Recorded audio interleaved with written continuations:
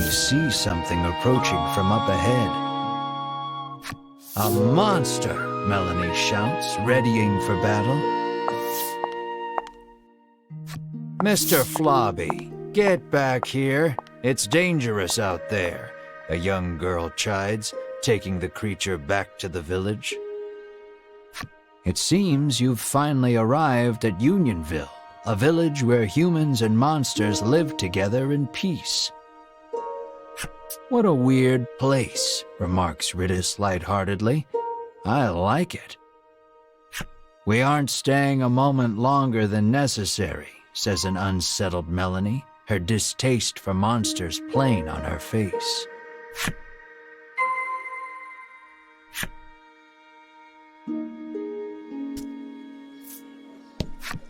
Wow, a new friend, and so big, too, the furball exclaims in glee as it rushes over to Mar. Mar stares off into the distance as the furball snuggles up to his leg. For some reason, Riddis joins in on the cuddling.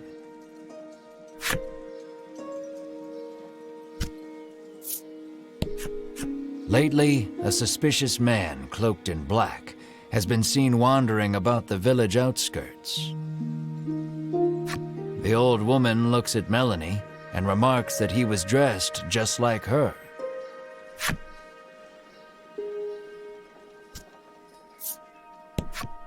The little orc child is engrossed in a fairy tale.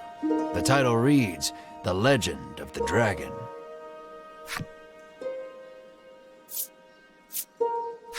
You take a peek into the picture book and come across a passage that piques your interest.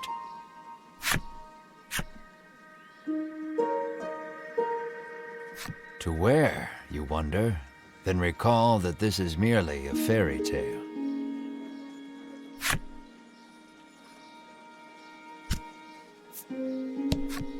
The village headman is a renowned gourmet, and rumor has it he only dines on the finest foods.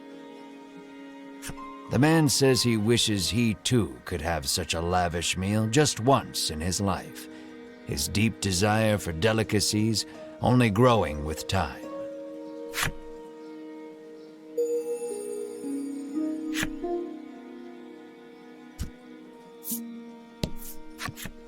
However does your mouth become so filthy, Mr. Flobby? Sighs the girl as she wipes the slime clean. Clearly embarrassed, Mr. Flobby murmurs, "That's not my mouth."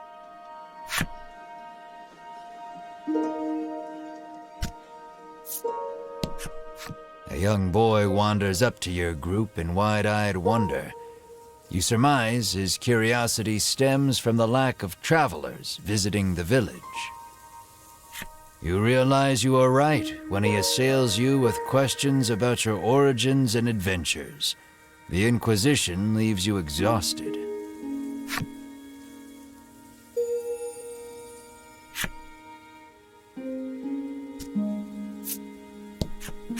Goblin sulks as he gazes upon the withering flowers he tried so desperately to take care of. He looks at you with tears in his eyes, silently begging you for help.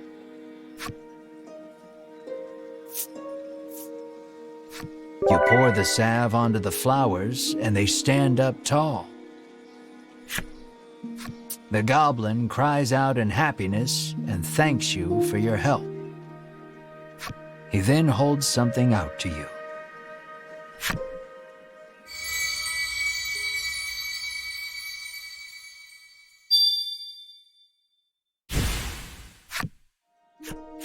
The goblin stares lovingly at the beautiful flowers and gobbles them up. Healthy flowers are the tastiest, he proclaims in glee. Did he grow those flowers just to eat them?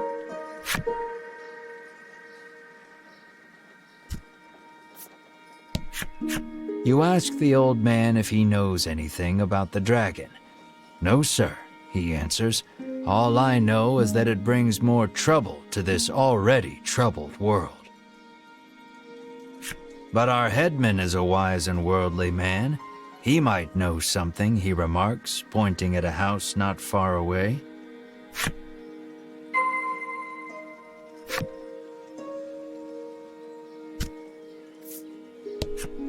The child says his monster friend left the village suddenly to go back home. He claims the headman told him that he could go home when he grew up too. The little orc child pouts, but I don't know where my home is.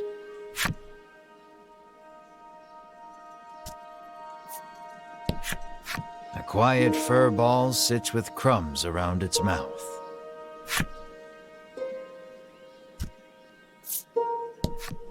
The woman frowns deeply, claiming the cakes she bought for her beloved fur ball have all been eaten by someone else.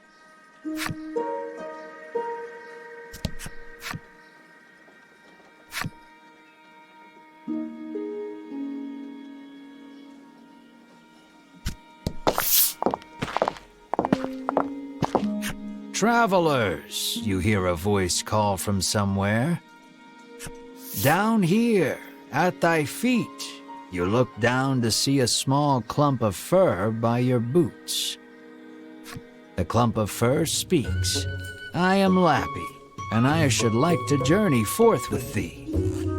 Lappy the fur ball looks at you with amiable expectations.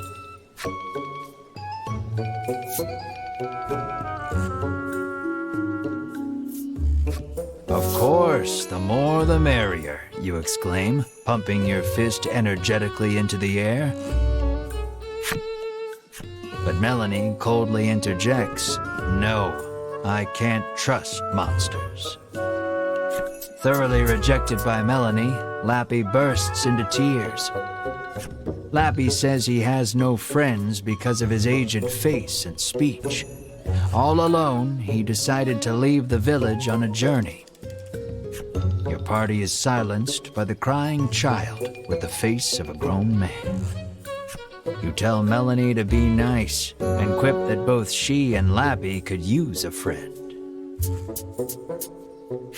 Exhausted from arguing with you, Melanie half-heartedly agrees. Fine, we can be friends. However, she says that they are on a dangerous journey to defeat the dragon. As such, they cannot take a child with them. Lappy leaps up and hugs her in his excitement, exclaiming, "Thou hast made me so happy."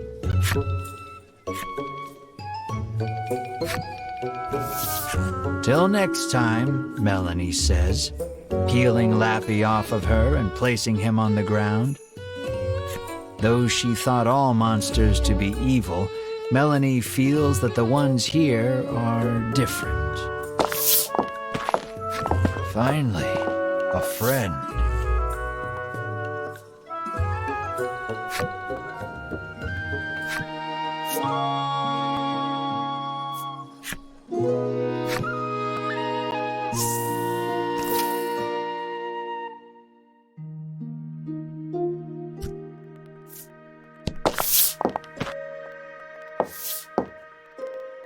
You bow, but before you can speak, the man suddenly introduces himself as the village headman. He laughs, then shamelessly praises his own village as being wondrous and peaceful. "And who are you?" he asks.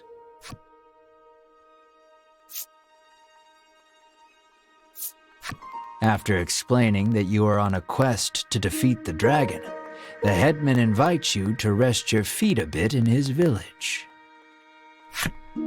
He says that he had heard rumors of the dragon when he traveled the world.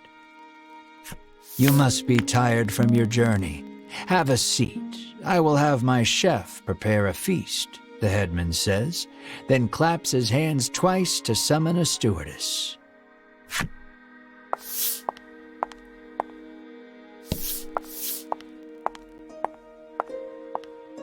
Extravagant dishes that you have never seen before are placed on the table before you, each one looking more delicious than the last.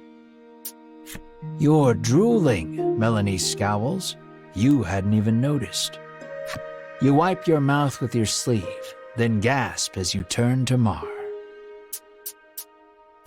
Perhaps in an attempt to hold himself back, Mar is gnawing on the table corner.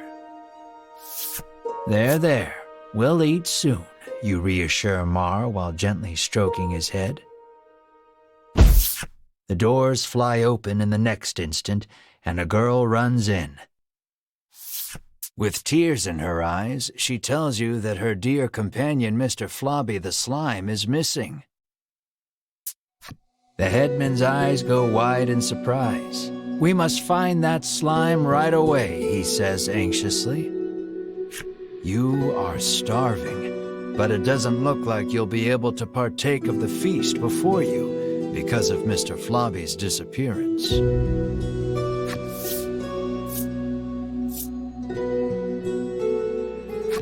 "We will find your slime, and then we feast," you add quietly.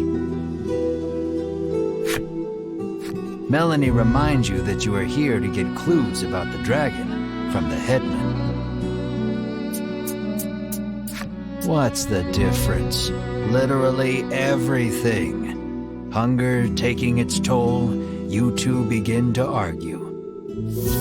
"Brave heroes," the headman interjects, then bows his head. "Would you please find her slime?" It appears the story has hit a standstill until you find the missing Mr. Flobby. You need to hear the whole story from the young girl.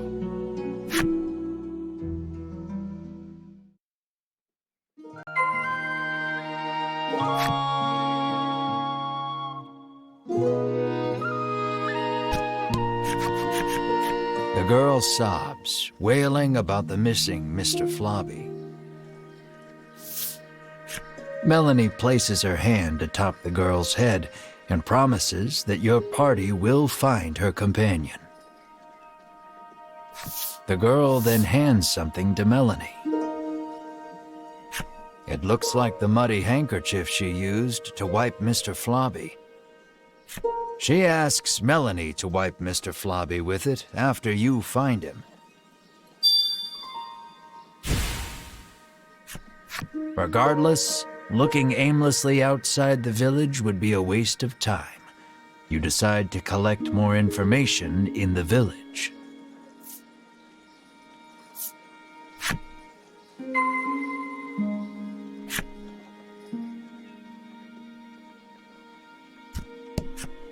Melanie's friend Lappy is here.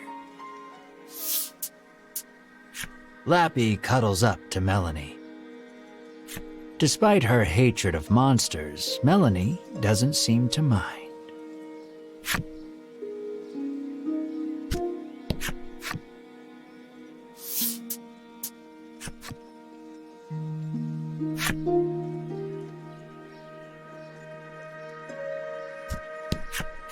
She says she saw a suspicious man in black with a slime outside the village not long ago. She claims they went northwest together. Did that man take Mr. Flobby? You resolve to leave the village in search of the pair.